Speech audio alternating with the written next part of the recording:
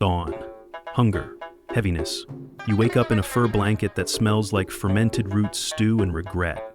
Your back aches. Your knee sounds like it's cracking open a walnut. You roll over. Sort of. It takes 2 attempts, a grunt that startles a nearby beetle colony, and a mammoth tusk you've converted into a makeshift bed rail. Everything hurts except your stomach, which is already asking what's for breakfast, like it didn't just dream about chewing on a roasted porcupine dipped in honey. The cave is quiet. Too quiet. Suspiciously productive. You blink at the emptiness around you and realize you are, once again, the last one up. Again. Outside, the tribe is already bustling.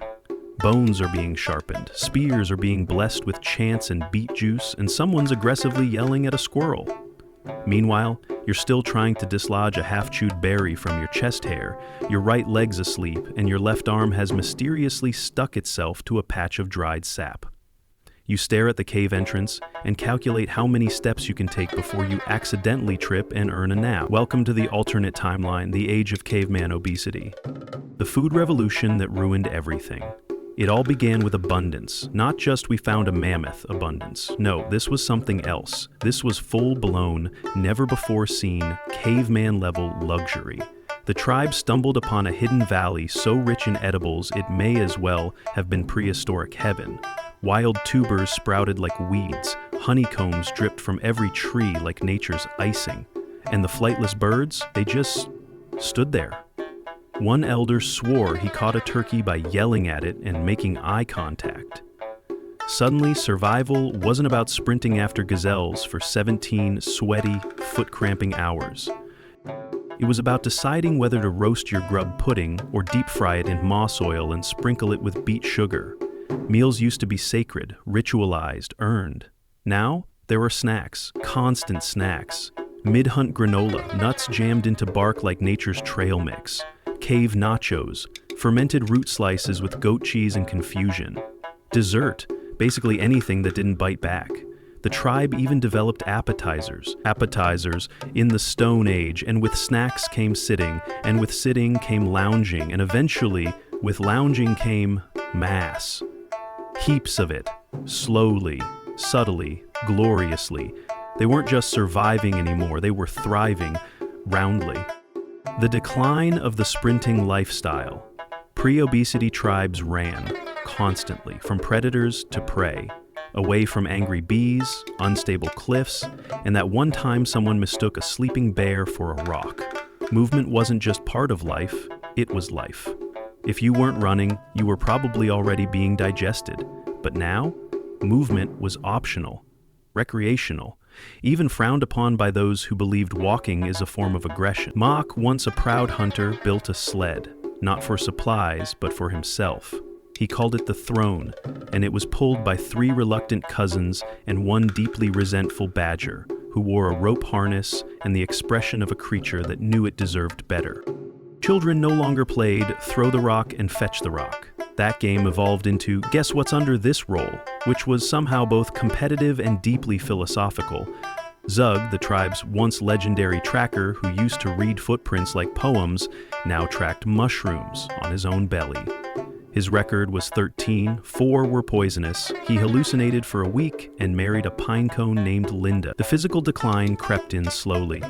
First it was heavier steps, then slower walking, then waddling, then that eerie stage where you don't walk so much as lean forward, shuffle your feet, and let gravity and regret work together to drag you across the landscape.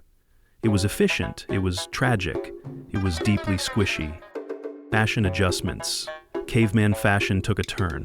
A sharp, squeaky, deeply stretched turn. Fur loincloths, once breezy and battle-ready, now strained like hammocks during feast season. Bone necklaces, once symbols of hunting glory, sagged dramatically until they rested below the ribcage and doubled as belly chains. What was once rugged and primal became plush. Fierce cloaks now required triple stitching and emotional support. Sandals groaned audibly. One woman, desperate for relief, invented the first waistband out of stretched elk sinew. It was a revelation until she sneezed. The waistband snapped like a catapult and took out an innocent squirrel mid-nut gathering. That squirrel was never the same. But amidst the fashion fallout, body positivity blossomed in its own prehistoric way. There was no ridicule, no diet culture, just adaptation. Instead of shame, the tribe leaned into it. They coined new honorary titles: he who is warm all year, cushion of the fire pit, thunderbelly. Nib started a fashion line called Hide and Hug, cloaks that doubled as blankets and emotional support garments. Sure, cave couture looked less like survival gear and more like a hug from a confused buffalo, but it was cozy, and in an Ice Age world, cozy was king. The problem with hunting became problematic. You need speed, stealth, and stamina. What the tribe had instead was panting, cramping, shin splints, and the occasional dramatic fainting into shrubbery. One hunt turned into a full-blown sit-in, literally. The mammoth lumbered past, majestic and slow. No one moved. Someone waved lazily. Instead of spears, the hunters, now snackers with ambition, began tossing offerings at animals, hoping to negotiate. You want this honey cake for your leg meat? No? Come on, it's got raisins.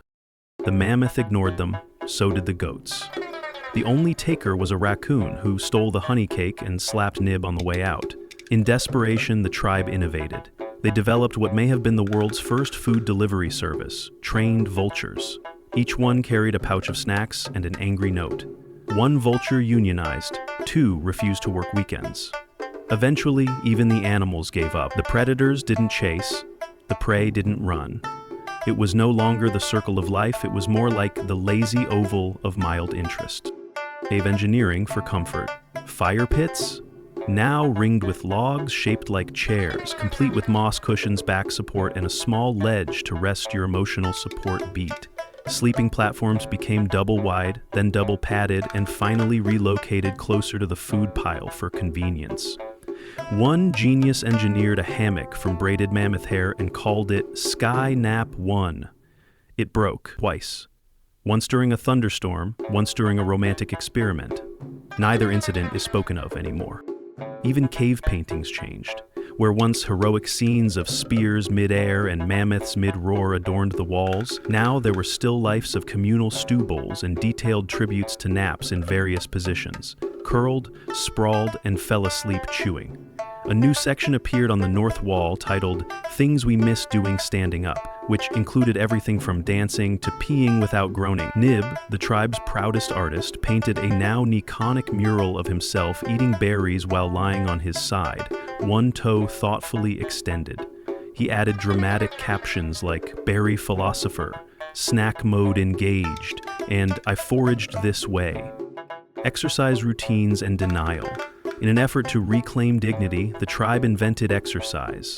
Zumba? No, they had grunt flex, a workout involving loud grunts, minor squats, and throwing sticks at nothing in particular. One ambitious soul invented hot rock yoga.